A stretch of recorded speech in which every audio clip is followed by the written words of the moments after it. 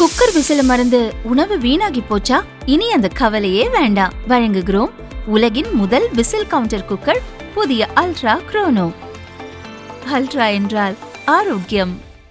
தமிழ்நாட்டினுடைய முதலமைச்சராக விஜய் அவர்கள் பதவியேற்றது முதல்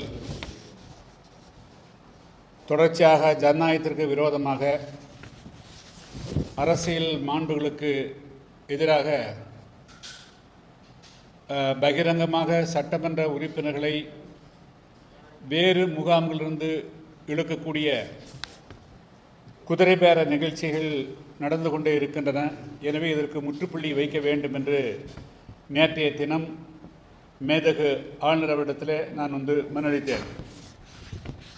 மேலும் இதுபோன்று கடந்த 2 மாதங்களுக்கு முன்பு நடைபெற்ற சட்டமன்ற தேர்தலில் போட்டியிட்டு வெற்றி பெற்ற பிறகு வெளிப்படையான காரணங்கள் எதையுமே சொல்லாமல் என்ன காரணத்திற்காக சட்டமன்ற உறுப்பினர்கள் ராஜினாமா செய்கிறார்கள், ராஜினாமா செய்ய கையோடு ஆளுங்கட்சியான தாவாக இணைகிறார்கள் என்பது குறித்து விசாரணை செய்ய வேண்டும் என்றும் நான் மனளித்திருந்தேன். அதேபோல் இதற்கு ஒரு நல்ல தீர்வு, விளக்கம் கிடைக்கின்ற வரையிலும் எந்த காரணத்தை கொண்டும் தமிழ்நாட்டில் ராஜினாமா செய்த அந்த தொகுதிகளுக்கு இடைத்தேர்தல் நடத்தப்படக்கூடாது என்பது என்னுடைய மிக முக்கியமான கோரிக்கையாகும்.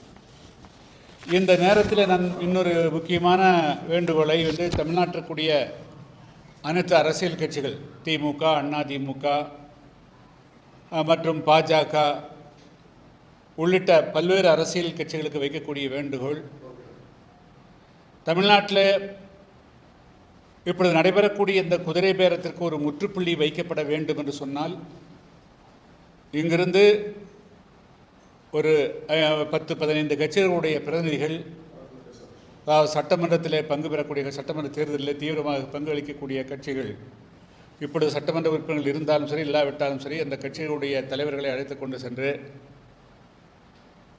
மாண்புமிகு பாரத பிரதமர் அவர்களையும் அதேபோல் உள்துறை அமைச்சர்களையும் உடனடியாக சந்திக்க வேண்டும். அதே போல் டெல்லி செல்ல வேணும், சென்று இந்திய தேர்தல் ஆணையத்தையும் சந்திக்க வேண்டும். ஒரு அசாதாரணமான சூழல் தமிழ்நாட்டிலே நடந்து வருகிறது. இதை வளரவிட்டால், அதிகரிக்கவிட்டால் நிச்சயமாக இது ஒரு தவறான முன்னுதாரணமாக மாறி இந்தியாவுக்கே ஒரு தவறான வழிகாட்டுதலுக்கு வாய்ப்பளித்துவிடும். எனவே இதற்கு இதுபோல் ஆதாயத்தை தேடி, பதவிகளை தேடி, எதிர்த்தரப்பில் இருந்து ஆளுங்கட்சியை நோக்கி சட்டமன்ற உறுப்பினர் பதவிகளை ராஜினாமா செய்து போகக்கூடிய போக்கிற்கு தடை விதிக்கக்கூடிய வகையில் அல்லது தீர்வு காணக்கூடிய வகையில்